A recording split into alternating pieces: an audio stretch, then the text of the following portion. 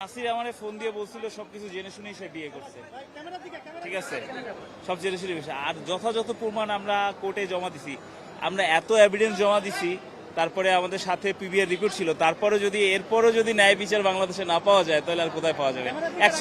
Actually টাকা যার আছে, ক্ষমতা যার আছে, পাওয়ার যার আছে, তারই বিচার আছে। আমাদের মতো সাধারণ মানুষের পক্ষে কোনো বিচার আশা করা যায় না। পরবর্তী আমরা আপিলে যাব ইনশাআল্লাহ।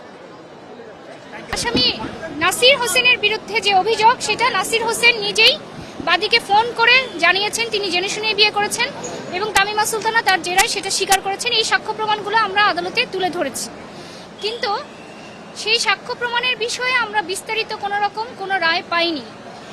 রায়ে আসামিদেরকে খালাস দেওয়া হয়েছে, অথচ আজ 10 জুন, অথচ 3 দিন আগে আসামি পক্ষের আইনজীবী মিডিয়াতে বলেছেন যে দুইজনই খালাস পাবেন। সেখান থেকে আমাদের প্রশ্ন উত্থাপন হয় তখনই যে আসামি পক্ষ খালাসের বিষয়ে আগে থেকে কিভাবে জানেন।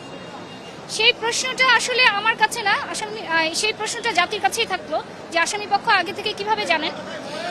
আমি আমার দিক থেকে বলতে পারি, আমার বক্তব্য এটাই যে আদালত এই সাক্ষ্য প্রমাণগুলোর বিষয়ে কোনো ধরনের পর্যালোচনা না করে, জুডিশিয়াল মাইন্ড অ্যাপ্লাই না করে এরকম একটি রায় দিয়েছেন, যেই রায়ে আমরা সবাই সংক্ষুব্ধ।